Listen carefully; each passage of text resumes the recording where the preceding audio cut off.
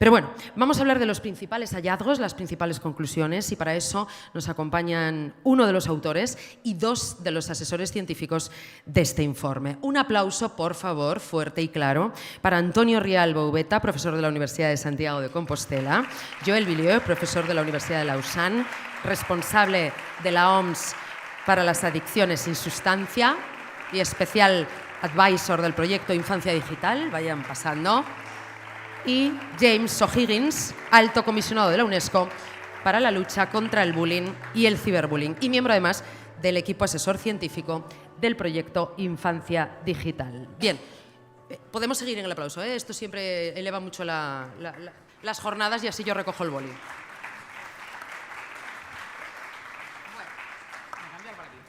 Esto como que, vamos a ser naturales, ¿verdad, Jesús? Esto como que yo creo que no te ven en el streaming y es importante que te vean, Antonio. Así es que venga, movemos el atril para que puedan ver bien, Antonio, y me mantengo en este lugar para que se me oiga perfectamente. Bueno, Antonio, te damos la bienvenida. Antonio Rial Boubeta es profesor de la Universidad de Santiago de Compostela, es el investigador principal de este estudio, experto en psicología social y comportamiento digital juvenil, y tenemos que preguntarte lo primero, Antonio, sobre este informe. Se basa en una muestra sin precedentes en España y ofrece una fotografía muy amplia del comportamiento digital de nuestros menores. Me gustaría saber cómo es ese proceso de obtención de los datos, cómo se tratan, cómo se elaboran las conclusiones que luego que ya todos tenéis acceso en la documentación que os han pasado. Buenos días, muchas gracias. Buenos días, Antonio. Gracias, Luján. Thanks, James. Thanks, Joel, for your support in this project, your contributions, your time. Thanks. Para un humilde profesor de provincias... Que habla inglés fenomenal. Sí, ya ves, ya. Y que no está preparado para esto. Yo estaba siempre pensando, yo no quería que llegara este momento, o así, porque esta performance, estos entre comillas, saraos, uno no está preparado. Un humilde profesor de provincias de metodología, el sueño de su vida es hacer algún día un estudio como este, con esa armazón metodológica. Yo siempre hablo del valor de la metodología y la metodología como valor. Este estudio, como no puede ser, no podría ser de otra manera, dada la necesidad, la pertinencia y el problema que tenemos encima de la mesa, y estamos hablando de la salud, del bienestar y el desarrollo personal de nuestros hijos, nuestras hijas, tiene que hacerse con el máximo rigor. Y yo añadiría, con el corazón y con la máxima honestidad, y con nervios, por eso que las emociones y la emoción me embarga, me van ustedes a perdonar, pero también me embarga porque estoy hablando en nombre de mis compañeros del equipo, son expertos que también son profesores de provincia. Madrid también es una provincia, evidentemente, y también tienen hijos y hijas. Bueno, y les hemos hecho con esto. Tener una muestra representativa, es decir, esto no vamos ahora a vender las bondades, pecaríamos de narcisistas, de poco humildes, pero no hay ningún estudio, al menos en España, ni de lejos, ni el estudios que utiliza el Plan Nacional de Drogas, Ministerio de Sanidad, para cada 2 años saber cómo son los consumos, las adicciones, son 30, 40.000, depende del año. Aquí estamos hablando de 93.000 y pico chavales y 7.500 profes. No podíamos dejar de lado, si vamos a hacer el esfuerzo logístico, de preguntar qué sienten, qué opinan, que participen, que nos cuenten. Los propios protagonistas de la película, las personas 7.500, nada más y nada menos, están a pie de cañón todos los días. Sería torpe no preguntar, no tenerlos en cuenta y no elaborar las políticas de espaldas a ellos. Y le hemos preguntado también a las familias, hemos hecho focus group, la parte cualitativa, escuchando con audio, no con vídeo, grabando, y te aseguro que a los 10 minutos los chavales, los chicos y las chicas se sueltan el pelo y te cuentan de todo. Yo creo que están deseando hablar. hablar, de hecho. Los padres incluso le cuentan lo que dicen sus hijos de los tras. Es decir, vivimos en un tabique de unos cuantos centímetros, separados, habitación a habitación, dormitorio a dormitorio, pero muchas veces nuestros hijos son los perfectos desconocidos. Creo que es importante poner encima de la mesa esa evidencia para, a partir de ahí, que es algo que nos interpela a todos, pues trabajar por una mejor salud. Desde el punto de vista no de la muestra, sino de la evaluación, pues tenemos la oportunidad, vamos a intentar abordar no solamente de manera descriptiva los usos de la tecnología, los temas que tienen que ver con redes sociales, con videojuegos, pero también con determinadas plataformas como OnlyFans, por ejemplo, etcétera, etcétera, cosas muy importantes, temas de ciberviolencia de pareja, y vamos a incorporar también cosas que tienen que ver con la salud. ¿Qué pasa con la salud mental de nuestros jóvenes a día de hoy? Los datos son para echarse a temblar. Son demoledores. En el acoso escolar tenemos al máximo representante de la UNESCO, el responsable del alto comisionado de la UNESCO para la lucha contra el bullying a nivel mundial. representante de la OMS. Es decir, y vamos a hacer las cosas bien, con honestidad. Y los datos que nos den, que nos devuelva la investigación, tienen que ser datos vinculantes y creíbles. Y a partir de ahí, crear un espacio de diálogo, de reflexión, de maduración, de inclusión y a partir de ahí de acción. Es decir, pedimos a partir de lo que vamos a contar ahora, de estos datos que vamos a compartir con total honestidad, prudencia hoy y valentía mañana.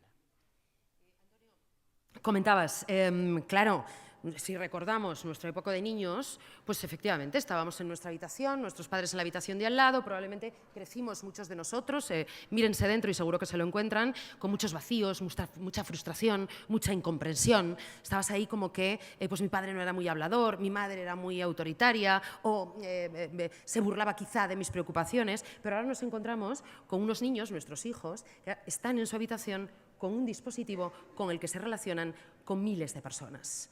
Por tanto, la situación es, yo diría, prioritaria, primordial y preocupante, dados los datos que luego hablaremos de salud mental. Pero, ¿cuáles serían los que tú más destacarías como datos reveladores al respecto de esa relación entre niños, niñas y adolescentes y tecnología?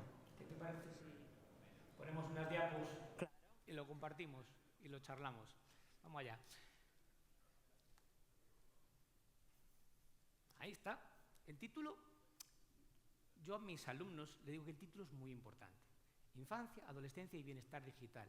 Es decir, hablaba Jesús que la tecnología lo atraviesa todo y nuestros hijos se relacionan con la tecnología y en la tecnología. Y eso modula, tiene una capacidad de modulación, de modular los deseos, las fantasías, las emociones, los amores, las frustraciones, las angustias. El desarrollo como persona, espectacular. Yo creo que es la gran producto en términos de marketing estrella de la historia. No hay nada que tenga tanta capacidad de dar cuenta de diferentes necesidades al mismo tiempo como es Internet, las redes sociales y todo lo que tiene que ver con la tecnología. Por tanto, queríamos ocuparnos de ellos. Y además, desde una aproximación desde la salud, desde la convivencia y de la responsabilidad social, porque creo que es una cuestión de compromiso y de responsabilidad social. Y voy a presentaros, siempre lo hago, la lámpara de Aladino, la gran lámpara de Aladino, que tengo aquí en mi bolsillo y que un niño con 10,8 años tiene 24/7 en la palma de su mano. Si un niño frota, y vamos a ver que un porcentaje, luego veremos, duerme con el móvil en la mesilla de noche todos los días y a 5 centímetros papá y mamá durmiendo, o no, o haciendo, bueno, lo que sea, no. Borrad, por favor. ¿Qué hace un niño? Frota esa lámpara de Aladino, ¿qué puede obtener? ¿Qué puede obtener? Contacto social, interacción social, amistad, amigos, sí. Sexo, posiblemente también, entretenimiento, información para los estudios, por supuesto, y con la IA más todavía, claro que sí. Cualquier cosa. Autoestima, posiblemente también. Ansiedad, miedo, rechazo social, angustia, dolor, exclusión. Muchas cosas, demasiadas cosas como para pasar de largo y no prestar atención a esta gran lámpara de Aladino. Importante. Sí, pero esta lámpara de Aladino, y por tanto el problema, hay que abordarlo de verdad, lejos de extremismos, lejos de crispaciones, desde un equilibrio y desde un enfoque de derechos que lleva promulgando no solo UNICEF, sino también la OMS y también la UNESCO. Nuestros hijos y nuestras hijas tienen absolutamente todo el derecho a acceder a la tecnología y a beneficiarse de las infinitas bondades que tiene. Y nosotros, las instituciones, las familias, el resto tenemos la obligación de protegerlos en el entorno digital y que hagan un uso sano, seguro, saludable. Parece sencillo, ¿vale? Pero esa es la premisa, no es una premisa demonizadora ni talibanesca, antipantallas. Yo creo que no conduce a nada. No hay vuelta atrás, es el motor de la economía a nivel mundial. Por tanto, intentemos crear el marco, las condiciones para que ese uso sea realmente un uso saludable. El valor de la metodología y la metodología de valor. Bueno, ya lo había adelantado un poquillo, ¿no?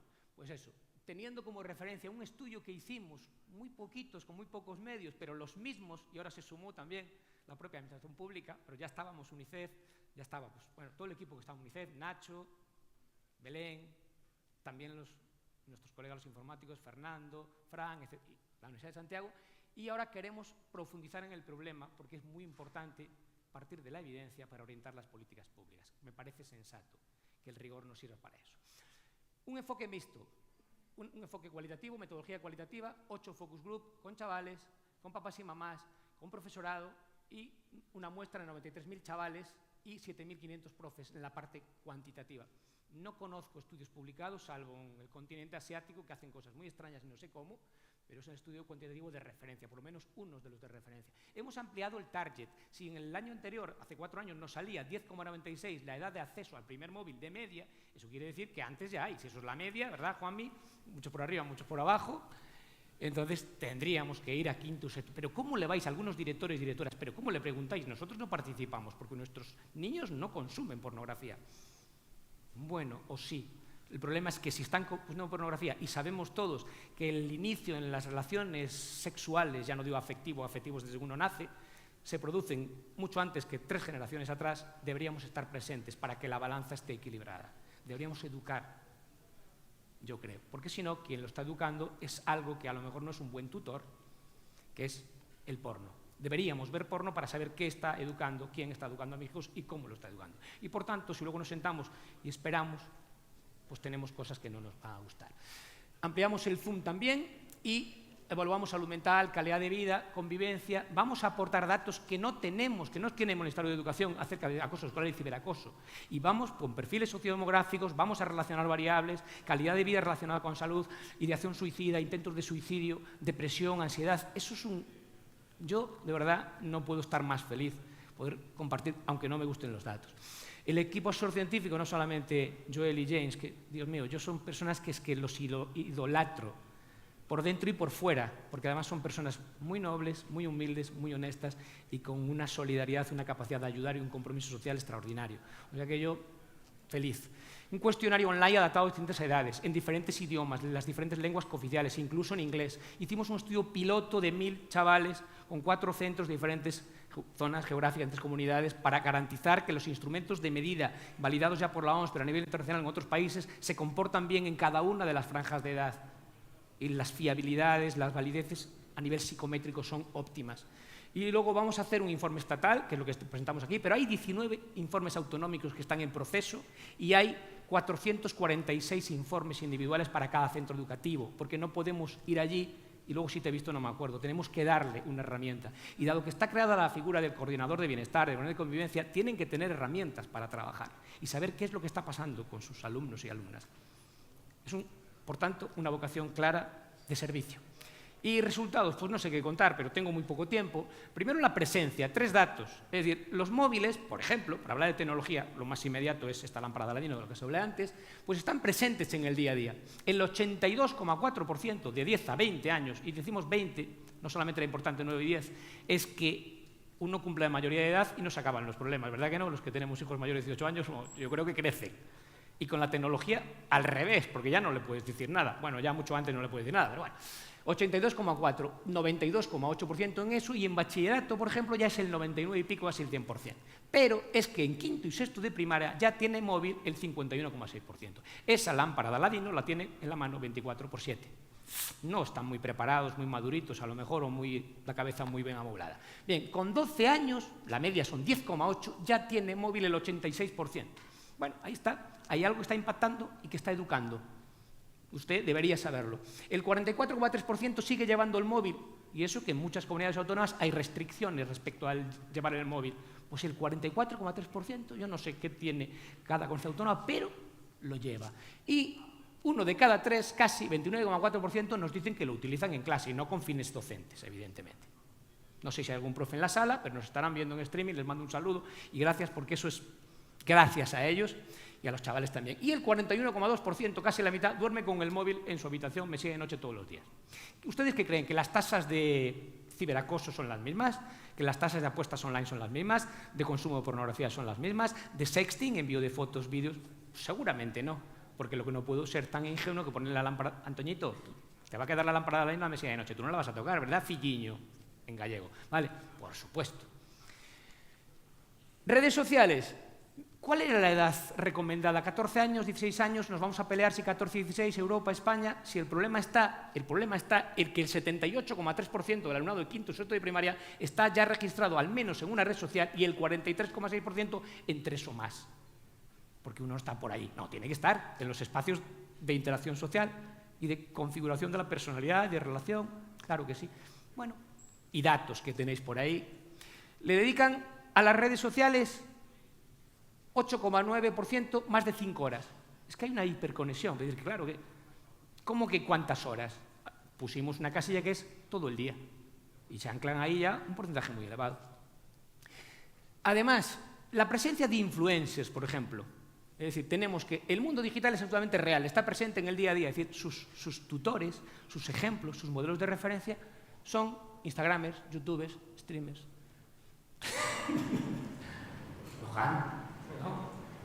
No, yo no soy youtuber, Pero tú no estás metido también, No, a ver, le diría que más quisiera, porque contaría o abordaría determinados temas que...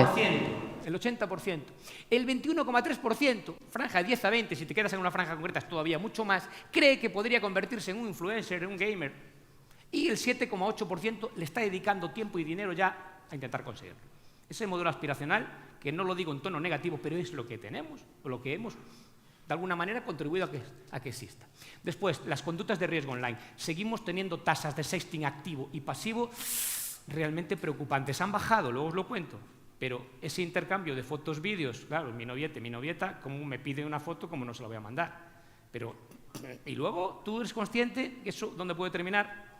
A ver, un momento, hormonas, 12 años, 14 años, tampoco podemos trasladarle la responsabilidad de que autogestione a un niño, ¿eh? Es decir, no deja de ser, entre comillas, bueno, y los mayores igual también. Sí, ha recibido presiones para enviar fotos, que luego puede haber un delito potencial, el 9%. Y han sido chantajeados con publicar o difundir material personal de carácter audiovisual, 2,9%. Y luego tenemos el tema, pero también ya en primaria ya empieza a haber de este tipo. Todo lo que tiene que ver con contacto con desconocidos. Más de la mitad de los chicos, chicas, tienen como costumbre pues, contactar con personas desconocidas o aceptar habitualmente a desconocidos en las redes sociales. Hombre, en Facebook había dos, ignorar, aceptar o ignorar, ¿no? Bueno, pues normalmente no se le da a ignorar, se le da a aceptar. Y con 14 años igual más. Pero es que ya tenemos, además, que ha recibido proposiciones sexuales por parte de personas adultas a través de Internet, 7,8%. Y el 5,7% en menores de 16 años. Por tanto, está la figura del grooming oculta detrás, amenazante, que existe. ¿Más cuestiones? Bueno, si vemos el tema de la presencia del móvil, ha bajado 2 puntos, llevan el móvil a clase todos los días, ha bajado 6 puntos, duerme con el móvil, muy bien, ha bajado 11 puntos, está registrado al menos en una red social, ha bajado, bueno, 1 punto, es decir, parece que la sociedad española empieza a tomar conciencia y echa el freno de mano y dice, bueno, algo está pasando aquí, vamos a ser prudentes. Y lo mismo con el sexting pasivo, activo, aceptar a desconocidos, estas conductas de riesgo, aparentemente lo que vemos es que están bajando, algo estamos haciendo bien, vamos a ver el vaso medio lleno, por tanto. Consumo de pornografía. 1 de cada 3 chavales, en esa franja de edad tan extensa, consume pornografía. Y de manera semanal, al menos una vez por semana, 1 de cada 10. Pero es que el 3,4% consume pornografía diariamente. Y tenemos ya en primaria el 7,2% que consume pornografía. Es que el estropicio que puede hacer en una mente, en un cerebro, en un corazoncito de 9 años, 10 años, 11 años, no es lo mismo que 17, 18. Ok, importante. Datos adicionales. Acceden a la pornografía por primera vez, por término medio, 11 años y medio. Acceden por primera vez de manera fortuita 1 de cada 3. Y considera que resulta sencillo o muy sencillo acceder a contenidos pornográficos el 73,7%. La pornografía está ahí, sírvase. Y además ellos tienen muy claro que el posible efecto no es deseable, que generan, para el 58,5%, generan una imagen falsa o distorsionada de lo que es realmente el sexo. Les lleva a presionar a otras personas para realizar determinadas prácticas sexuales, o incluso el 39, casi 40%, a utilizar la violencia en las relaciones sexuales. Aquí tenemos un modificador de conducta muy potente, que tenemos que incorporarlo en el mix educativo y controlarlo y equilibrarlo. Porque probablemente no podamos ponerlo puertas al campo. Yo creo que algo sí, pero lo que sí que podemos es reforzar todo lo que tiene que ver con la educación para compensar y equilibrar. Claro, y aquí tenemos, hacemos en casa el 70%, en casa, yo no sé si estamos, a mí me da un flashback de 40 años atrás, seguimos sin hablar de esto en casa. Por tanto, van a ser otros. Y en los colegios, pues sí, en el 60% recibieron en el último año alguna charla, fenómeno charla, que no es educación, entre comillas, o no llega, y menos prevención. Y desde luego, a la mitad sí que les gustaría, y demanda activamente, decididamente, nos proponen que por favor que hagamos este tipo de actividades en los centros educativos. ¿Juegan a videojuegos? Pues más de la mitad, 6 de cada 10 juega a videojuegos de manera regular. Es uno de los principales canales de ocio, ¿ok? Jugar a videojuegos, que no tiene por qué ser malo, evidentemente. Y además le dedican 7,14 horas de media y 4,7% le dedica 35 horas o más. Hagan ustedes la cuenta. 8 minutos. Y terminamos. Bueno, simplemente, ¿cómo se relaciona todo esto? Aquí tenemos información de cajas de botín, lo verán ustedes en el informe, y cómo eso puede estar influyendo en el potencial adictivo. Las diferentes tasas, el 95% de chavales no tiene un problema de adicción como tal, y cómo esto puede estar modulando la calidad de vida relacionada con la salud, el riesgo suicida, la depresión. Aquellos chavales que presentan un perfil de uso desadaptativo problemático, los problemas a nivel de calidad de vida, a nivel de salud mental, son claramente peores, tanto si tiene un problema de adicción a los videojuegos, como si tiene uso problemático de las redes sociales, juego patológico, etcétera, etcétera. Hay más de un 50% que demanda claramente una necesidad de desconectar digitalmente.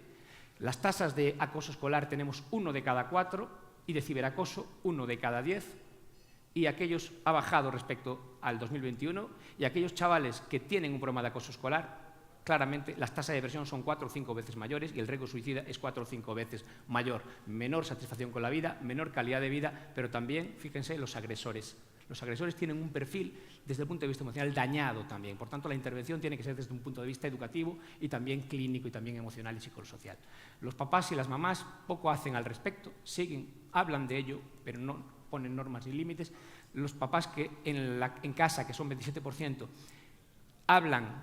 utilizan a la hora de comer los dispositivos digitales, presentan un patrón, sus hijos, claramente desadaptativo, y los chavales que duermen con el móvil en la habitación, efectivamente lo mismo. Cuando hacemos las dos cosas mal, pues eso se multiplica por 2 o por 3. Cuando las hacemos bien, los problemas se reducen a la mitad. ¿Quién le pone el cascabel al gato? Hay que equilibrar la balanza porque es necesario y hay mucho trabajo por hacer. Discúlpenme el tiempo, pero bueno, y aquí estamos todos, por favor, gracias. Y además, bueno, hay algunos datos, hay algunas columnas que parece que vemos la luz, pero por otro lado se baja la edad en la que empiezan a acceder al teléfono móvil. Ya estamos hablando de niños de 10 años y por otro lado seguimos encontrándonos con que conversaciones absolutamente prioritarias cuando un ser humano está buscando su identidad, es decir, en la conformación, en el camino, en la carrera que es la adolescencia hacia la adultez, siguen sin tener referentes dentro de sus casas, sino que ahora es una pantalla y es un montón de gente desconocida la que o los que les van contando cómo son las cosas, ¿no? Pero bueno, les decía que estaba Joel, él agradecía además la participación a Joel, que es profesor de la Universidad de Lausanne, responsable de la OMS para las adicciones sin sustancia y Special Advisor del proyecto. Uno de los grandes debates en torno a los que gira todo esto es los efectos que tiene el uso intensivo de las pantallas en la salud mental de los niños, niñas y los jóvenes.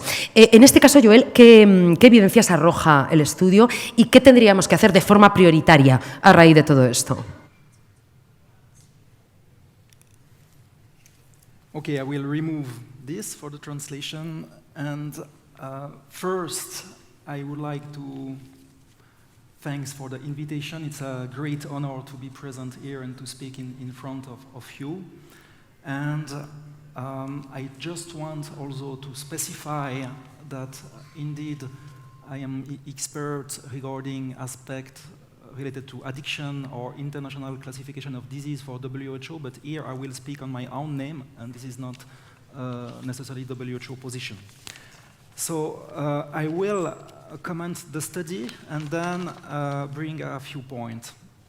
So first, it's important to emphasize that this study is really unique and ambitious. And this is definitively, if not the strongest, one of the strongest in this field I have been able to see the last 10 years. So it will impact at the national level here in Spain, but it will go beyond and also impact at the international level, for sure.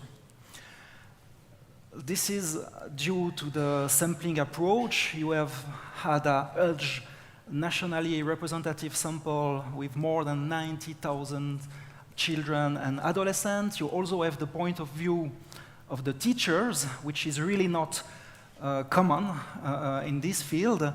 And you combine quantitative indices with qualitative ones. So you have been involved in deep, in-depth interviews, focus group with different stakeholders, such as parents, children, teachers, and also international experts from the field. This is very, very unique. And you have employed the most recent and rigorous tools to assess different aspects of technology use. And of course, as you said, Antonio, you have also focused on porn. And actually, a lot of studies in this field have assessed everything, but not necessarily online sexual behavior. So this is also a clear strength. So basically, you also involved, you also used assessment for quality of life, mental health, family and school life, and with this study you will also have important information regarding some of the challenges children and teenagers faced, not only in Spain, of course, it concerns all Europe, but there are concerns. And if you look at some of the indices, the concerns are even more important for girls.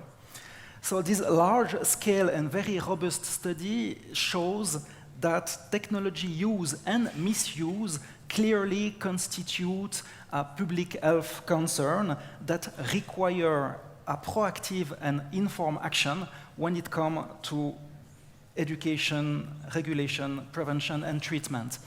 And this kind of findings echoes the position of WHO, which states basically that hazardous use of technology constitutes a public health concern at the international level. So the study shows that a portion of children and teens in Spain present with what we can describe as a problematic use of the technology. So problematic imply basically loss of control, so some kind of dysregulated use, which translate into concrete negative consequences. And it can be things like psychological distress, interference with academic or familial tasks, or impact on health. For example, if you take conditions such as gaming disorder, it can be related to concrete physical health, interference with sleep, medical condition like dry eye syndromes or back in the pain, things like this. If we take the numbers, of course it's urged, so I just pick a few. Up to 5 to 10% of your population of children and adolescents is presenting with hazardous involvement in social network sites, and up to 2 or 3% present problematic gaming behaviors. Of course, this is also moderated by socio-demographic, for example, gender, education of parents, and things like this. You also have very important and very unique information about how the teachers and the parents deal with technology and screen use in school or at home, and thanks to the qualitative data you have collected, there are really tracks, avenue for developing prevention approach and information. So now I will take my remaining time to just list a few evidence-based scientific points that could have an impact for further education, regulation, prevention, and treatment. So first point, technology is a vector through which different type of problematic behaviors can take place. For example, a problematic involvement in using some social network or in using porn application or doing online gambling. So the focus should be on those activities. There is not a valid approach of speaking about screen addiction or internet addiction or smartphone addiction, for example. So indices like screen time, they are not necessarily valid, and it's an important point. There is also a convergence between the activities, for example, between gaming and gambling, and with the loot box, you have mentioned that. So young people, vulnerable people, they are exposed to gambling at underage, and this is the situation now. And there is also convergence between social network sites and porn, for example, with OnlyFans, which is very popular. Technology. Technology can include most of the time predatory design features. You have probably heard about attention economics. So basically, most of the apps, video games, social networks, promote dysregulated use through sophisticated design features and algorithms. For example, they try to promote impulsive, so non-planned buying, or they lock people in information bubbles and in a state of intellectual isolation. You have heard about those kind of phenomena. So an evidence-based level of concern is required. It not means fear, it not means panic.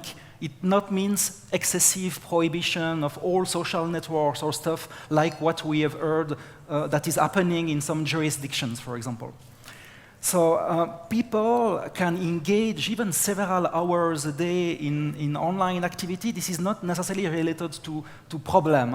What is important is what you do, with who, in what context, and the use of technology by children is, of course, a big challenge, but it should not be excessively pathologized. So, and I will finish with 3 points regarding potential action. First, there is something in terms of regulation of the industry. In the past, alcohol industry, tobacco industry, gambling industry has been regulated. I am not saying that technology use is akin substance use. You can be involved, highly involved in using technology without having problems. It's not the case with alcohol, it's not the case with tobacco, typically. Still, the industry, and for example, the gaming industry, until now has applied what we can say the triple D, which is first denying that there is a problem, then delaying the action, and finally there will be a deflection or a deflect on specific action that could be less impacting for them. So there is different distinction in different jurisdictions, for example, about the prohibition of specific design features that can be considered as predatory. I have no time to enter into the details, but a lot of work is conducted at the European level and international level about these kind of things. And of course, there is an importance of the education and the prevention. It should be systematized education into the digital world. At school, like you have sexual education in some country, mandatory, how to behave, how to have a mindful use of generative artificial intelligence, for example, but there is many, many other examples with a focus on the risk, in-game purchases, confrontation with inappropriate content, sexting, there is a lot of different things, and this should be adapted for different stakeholders, for different populations, for example, children, parents, teachers. And to finish, there is also treatment, because there is a small yet existing minorities of people, perhaps 1–2% of users, who have a mental condition, with functional impairment, mental distress, and they need to have treatment, specialized, adapt treatment, not necessarily always translated from the addiction paradigm, of course. And we know from science that there is non-medicalized treatment, such as family therapy, such as cognitive and behavioral therapy, that works well to deal with those kind of issues. And I think probably my time is over. Bien.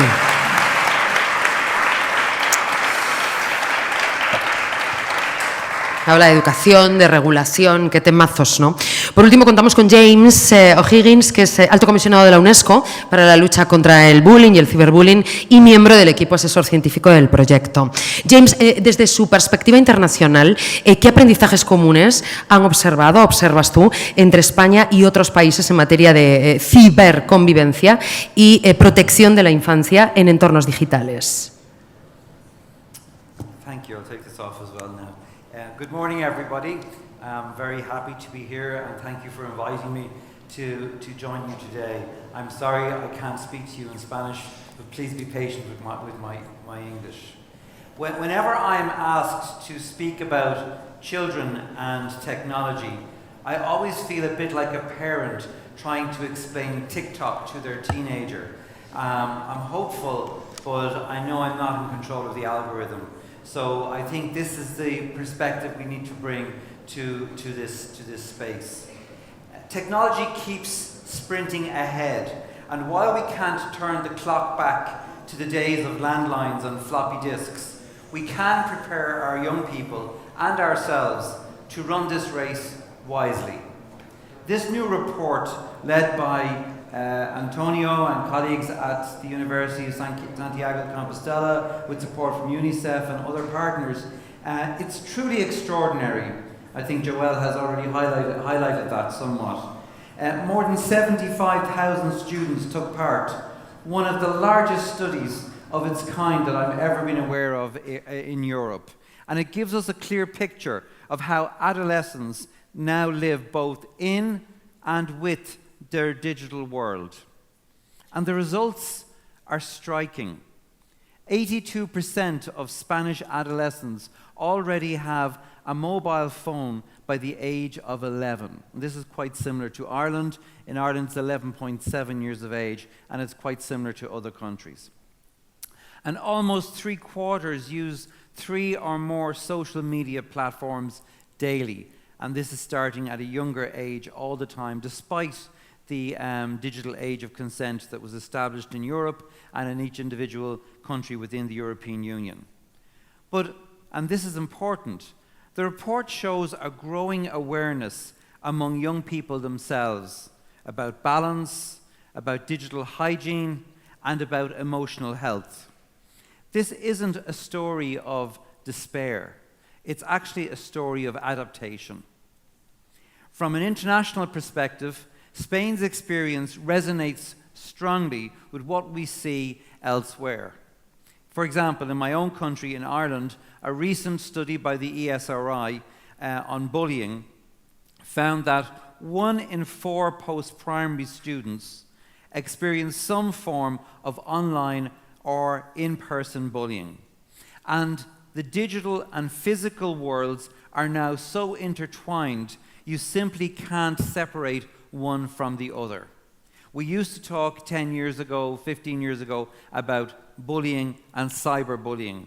But now we realize that somewhere between 83% and 97% of those who are bullied online are also bullied offline. Children are living blended lives, as we are all living blended lives, and bullying and victimization is now a blended experience. And UNESCO's global studies, such as Reshaping Policies for the Digital Age to the Guidelines on Platform Governance, they also tell a similar story to what has been found in this Spanish study. Children everywhere are negotiating environments where opportunity and risk coexist. Across all these contexts, one lesson stands out. Children don't need protection from the digital world as much as they need to be empowered within the digital world.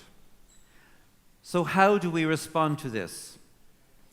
Not as referees blowing the whistle every time there is a mistake. We were at the Real Madrid stadium last night, so there was no guessing where I got that image from. But we should be more, instead of being like referees blowing the whistle every time there's a mistake, we should be more like Olympic coaches. A great coach listens before they instruct an athlete. They set routines and boundaries, yes they do, but always to build confidence, not fear. They know that progress comes through trust, through consistency, and through believing in the athlete's potential.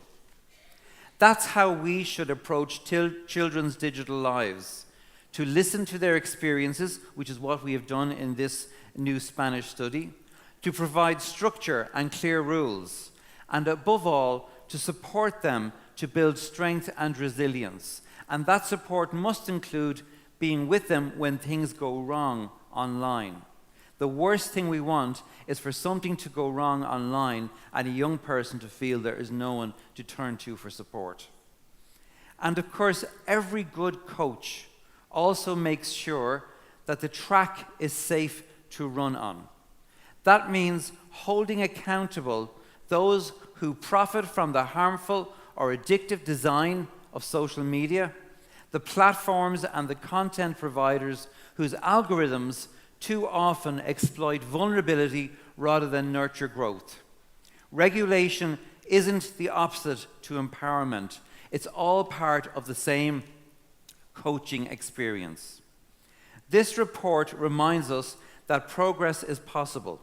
As the data in the report shows, compared with 2021, Spain has seen a decline in several risky behaviours, including cyber victimization and sexting, and this shows that awareness and hopefully education and family dialogue can make a difference. And that's the common lesson that I have learned from Spain, from Ireland, and from every UNESCO country that I've studied. The solution is not fear. It's certainly not nostalgia. We can't rewind the digital clock, but we can coach the next generation to use technology with empathy and confidence and purpose. So let's keep listening to young people, learning from them, and standing beside them as they sprint towards their digital future. Because our jobs isn't to run the race for them, it's to make sure that they're strong enough and supported enough to reach the finish line on their own. Thank you.